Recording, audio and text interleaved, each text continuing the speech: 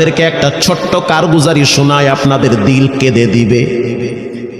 2016 সালের ঘটনা। তখন ঢাকায় মোহাম্মদপুর আমি খতমে তারাবির জন্য 2 জন হাফেজ নিয়োগ দেওয়া হবে কেন্দ্রীয় মসজিদে।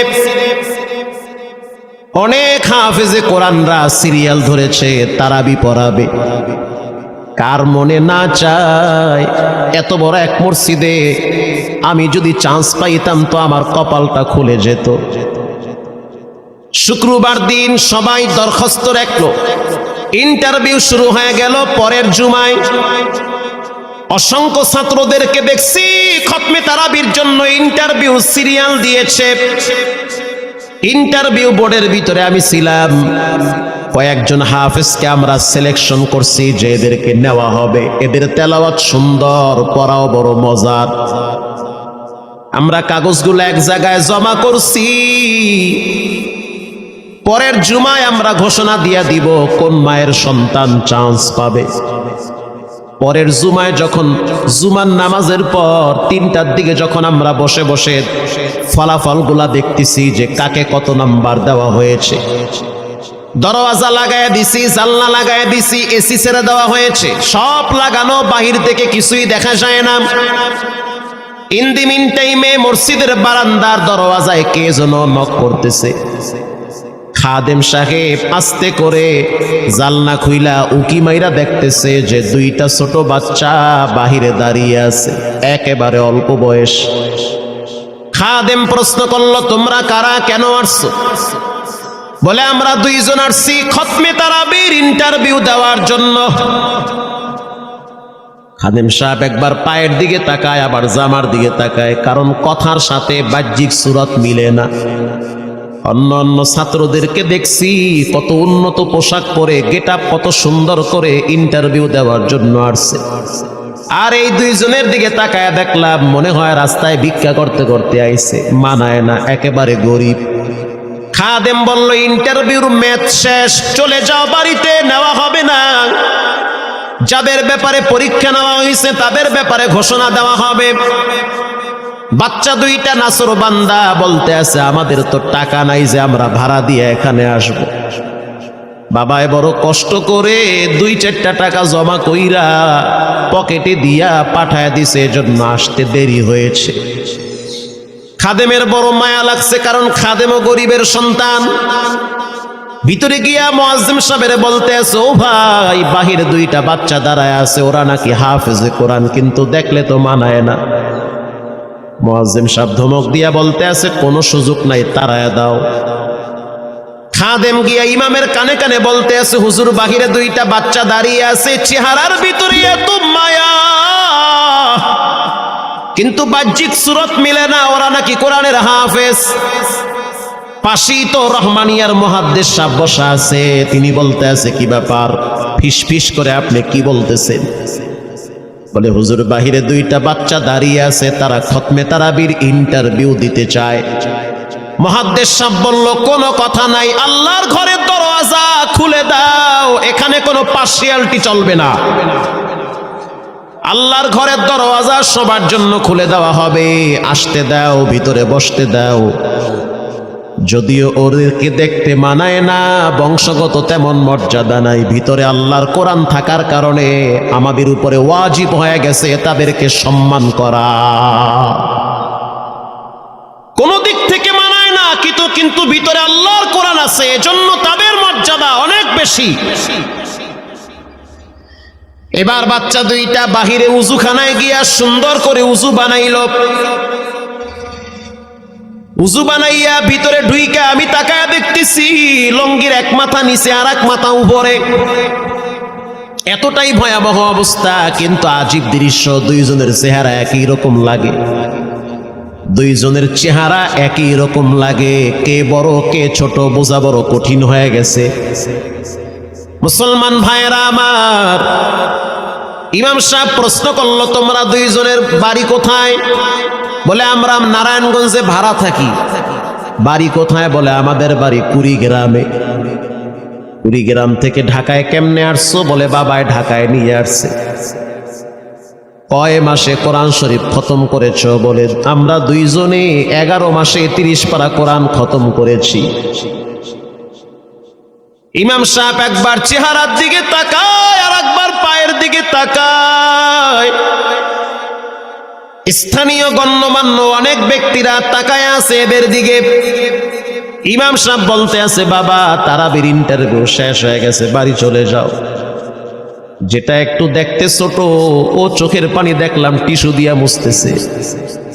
কেন কাঁদতেছো? বলে আমরা গরিব, তার জন্য মনে হয় আমাদেরকে তাড়ায়া দিতেছেন। আমরা জানতাম না ইন্টারভিউ তাড়াতাড়ি শেষ হয়ে যাবে, আসতে দেরি হয়েছে কারণ আমাদের তো ভাড়া টাকা ছিল না, বাবায় কষ্ট করে কিছু টাকা দিয়েছে, সেটা দিয়ে এখানে আসছি। এবার মুহাদ্দিস সাহেব বলতে আছে, তাহলে একটা কাজ করো, তুমি কিছু তেলাওয়াত করে শোনাও। দুইজনেই উত্তর দিল যে আমরা তেলাওয়াত করলে তো আর নিবেন না, আপনারা প্রশ্ন করেন, আমরা দুইজনে উত্তর দিব। আমি তো আশ্চর্য হয়ে গেলাম, জীবনে কত হাফেজ দেখছি, এরকম হাফেজ দেখি নাই। প্রশ্ন করবেন, আমি উত্তর দিব। বুঝতে পারলাম ভিতরের খবর কেউ না জানলেও একজন জানেন, তিনি হলেন কে? মুহাদ্দিস সাহেব বলতে আছে, বাবা প্রশ্ন করব ঠিক আছে, তোমাদের মন মতো একটু তেলাওয়াত কইরা শোনাও। তেলাওয়াত যদি মানসম্মত হয় তাহলে ইন্টারভিউ নিব, যদি না হয় তাহলে ছাঁটাই করে দিব। এবার ছোট যেটা সেটা তেলাওয়াত শুরু করলো সূরা তাহা থেকে। তাহা মা আনজালনা আলাইকাল কুরআনা লিতাশকা। এত সুন্দর পড়া মনে হইতে আছে, আসমান থেকে কোরআন নাজিল হইতেছে। এত সুন্দর পড়া, কত রঙের ঢঙের পড়া শুনলাম, এই পড়া কোনোদিন শুনি নাই।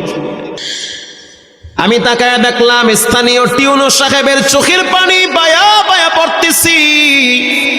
ইশারা দিতে আছে আরো তেলাওয়াত করতে বলেন। এই পড়া তো শুনলে আমার দিলের ময়লাগুলা কাটে।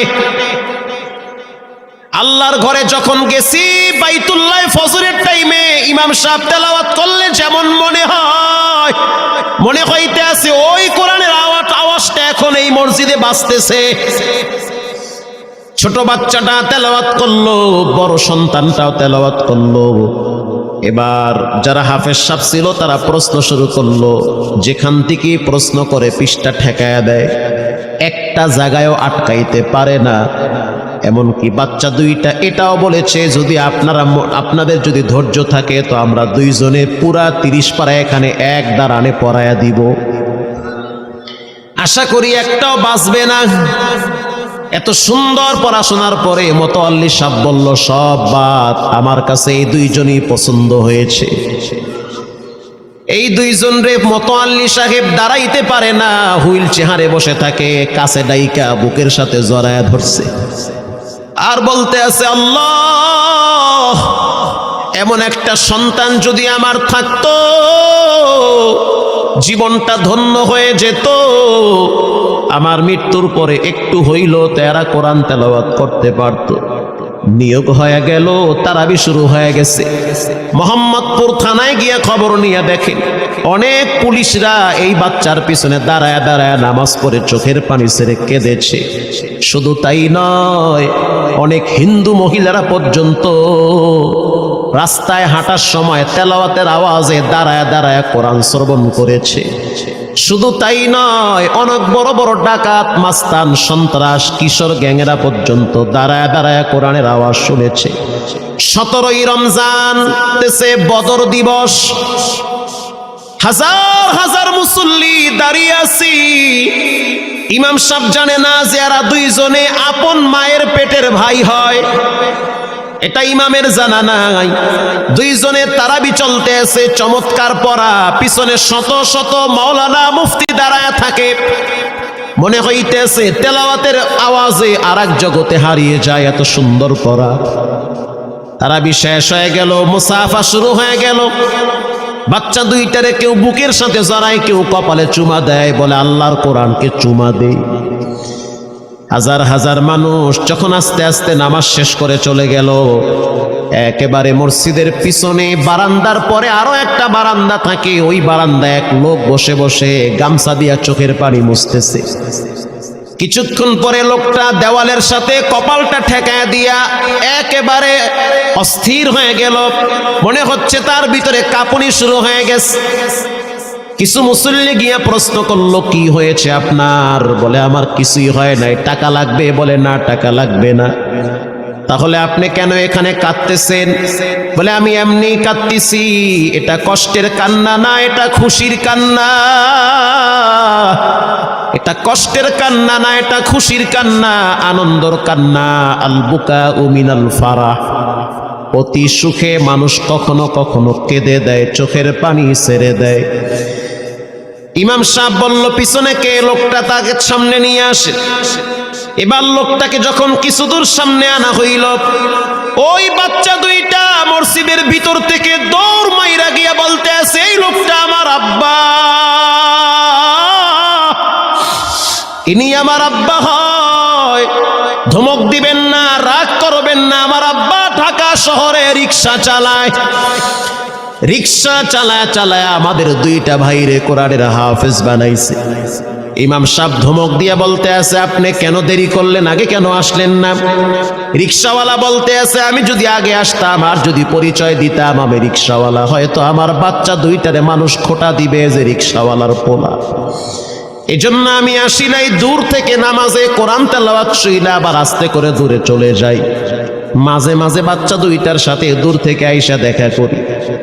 এটাই হলো কোরআনের বরকত। পরে শুনতে পারলাম এই বাচ্চা দুইটার মাও নাকি গাড়ি অ্যাক্সিডেন্টে মারা গেছে। লাশ পড়ে আছে সেই কুড়িগ্রামে। একটা ছেলের নাম জুবায়ের আর একটার নাম হলো তালহা। রিক্সাওয়ালা বলতে আছে, আমার আফসোস নাই, কষ্ট হলো এক জায়গায়, সেটা হলো ঈদের সময় বাচ্চাগুলা তো বাড়িতে যাবে। বাড়িতে যাওয়ার পরে দেখবে ওদের মায়ের লাশ কবরে পড়ে আছে। ডানে বামে মাটি, সামনে পিছনে মাটি, মাটির ঘর, অন্ধকার কবরে মা ঘুমায়। ঈদের দিন এমন কোন দরদি নাই যে আমার বাচ্চাগুলারে সান্ত্বনা দিবে। গত ঈদেও দেখছি বাচ্চা দুইটা মায়ের কবরের পাশে দাঁড়ায় দাঁড়ায় লম্বা টাইম কেঁদেছিল। আমাদের ঘরে কোনো ঈদ নাই। রিক্সাওয়ালাকে সান্ত্বনা দেওয়া হইল, নসিব আপনার ভালো, কপাল খুলে গেছে। দুইটা সন্তান হীরার টুকরা এমন ভাবে তৈরি করেছেন, মনে হইতেছে জিন্দা কোরআন হাঁটতেছে।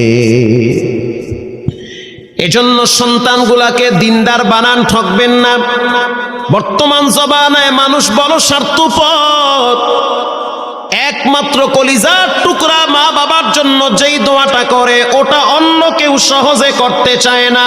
কথা ঠিক না ব্যাঠিক? সন্তানগুলারে দিনদার বানান, নেককার বানান, আল্লাহওয়ালা বানান।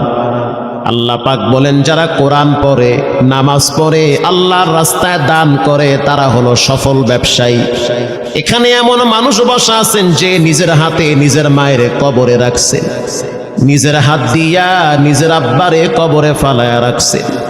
ঘরে গিয়া দেখবেন মায়ের বিছানাটা খালি।